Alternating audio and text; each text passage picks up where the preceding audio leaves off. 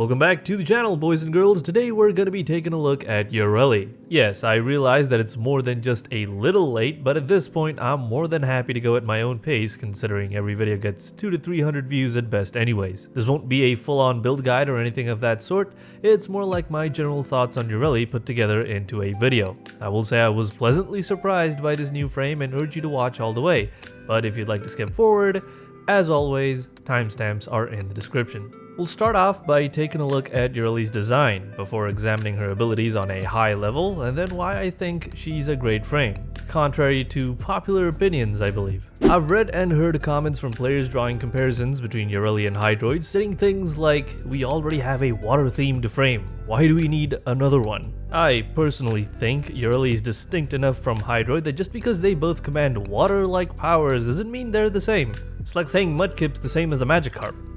Really showing my age here. With that said, I do not entirely enjoy Yareli's design, especially with regards to the color palette and customization.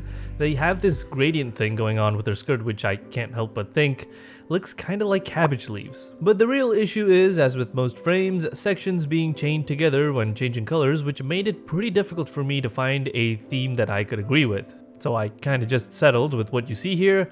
Not great, but good enough for a video, I suppose. And before anyone decides to roast me in the comments, I have the energy set to bright red just so I could see the abilities and visualize them better for video purposes. Also, Yareli is one of the few frames where the default helmet, I find, looks way better than the alternate. To quote Roadkill, it looks like a head crab made it to a unicorn's head, or something along those lines. I don't remember the exact quote.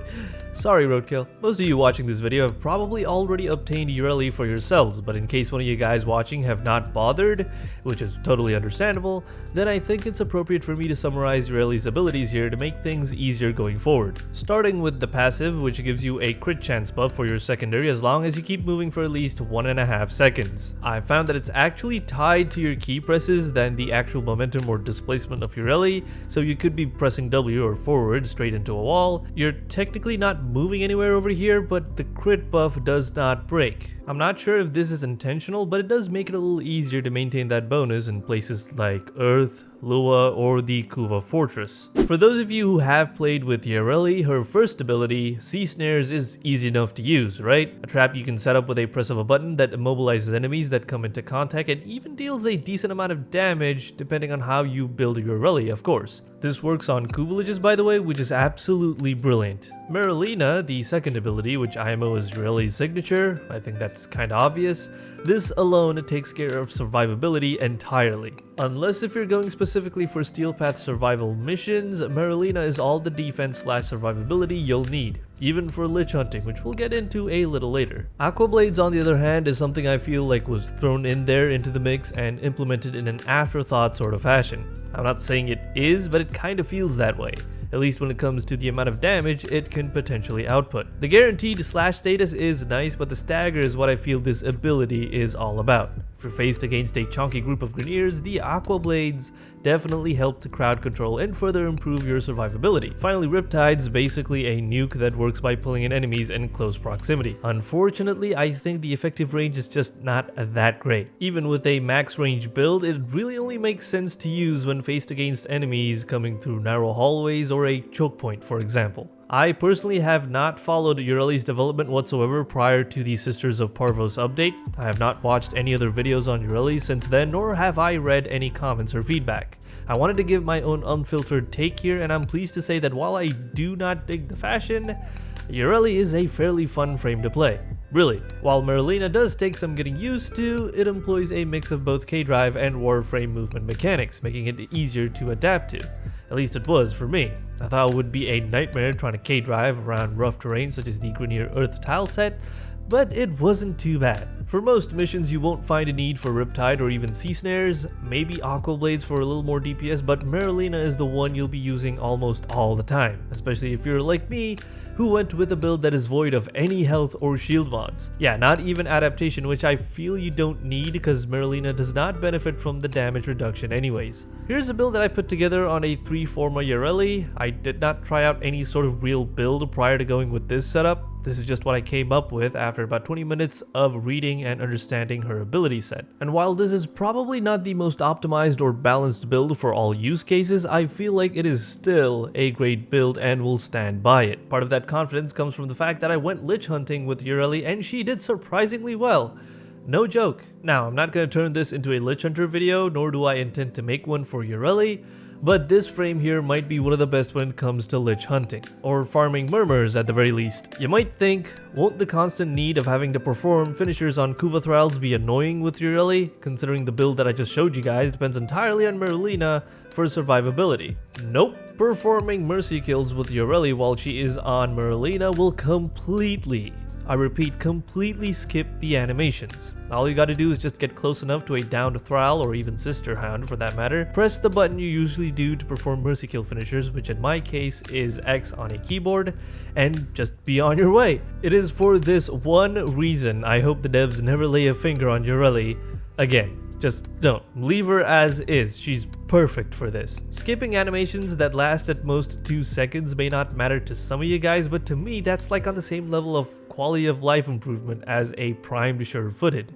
It's insane. It does come with some drawbacks though. Pressure activated switches like the ones you often see when doing one of Maru's Ayatan runs cannot be activated when you're on Merlina. It feels like something the devs forgot to take into account, or they just went with it intentionally, considering Merlina kinda hovers just above ground, so I can accept that. Capture targets will still require that you stay still during the capturing phase, but stabbing Kuva Liches is completely animation free as well, to the point where the UI starts to sort of bug out. I love it. I will admit that with the build I had going on, I relied exclusively on my secondary, which was a Kuva Nucore. Not the best weapon to take advantage of the crit buff, but it's already a monster of a weapon as is, so I didn't really bother to consider other weapons like the Compressor, which kinda looks like a catch moon that got cooped on by jellyfish. Yes, I know you can change the skin, but whatever. The Lich I was going up against did start to get a little tough even at just rank 2, but of course it's entirely dependent on a lot of factors like weaknesses and resistances, as well as the weapon builds. Yareli may not have the DPS from her abilities alone to go up against a rank 5 Lich, but very few frames do anyways. You're probably gonna have to rely on weapons. It's kind of surprising for me to see a frame designed with the great flow and as minimal animation interruptions as possible. A lot of things in Warframe often feel clunky, a sort of form over function approach, if that makes sense. Like with the Necromex, when you dash and then you're about to come to a stop, there's a slight recovery animation and delay that I really don't like. I get that Yareli probably needs a bit of tweaking on her 4, but she's still a fun frame to build and play around with, even for beginners. The abilities are fairly simple to understand and mod for. She can handle a gang of Greniers or Corpus Men. Of course, the single best thing for me personally is being able to skip mercy kill animations and just the general viability of her moveset for Lich or Sister Hunting. If you guys disagree or think I should go back and take an even closer look, please feel free to let me know down in the comments. Otherwise, if you enjoyed this video, please do consider hitting that subscribe button and watching this last bit. You see that channel logo down there? Go ahead and tap or click on that. It'll take you to the channel page. Once you're over there, have a quick look around, and if you vibe with the content, please do consider subscribing. If you do actually subscribe, thank you. Also, you might want to hit the bell icon too, because otherwise YouTube gets to decide what videos to stuff into your feed, because YouTube thinks it's smarter than you. Don't let that bot win. There's also a private Discord server you can join through Patreon from just $1. That's like what a can of soup costs. And I need many cans of soup every month. Not addicted or anything, I swear. Please, help me. You should watch these. They are great.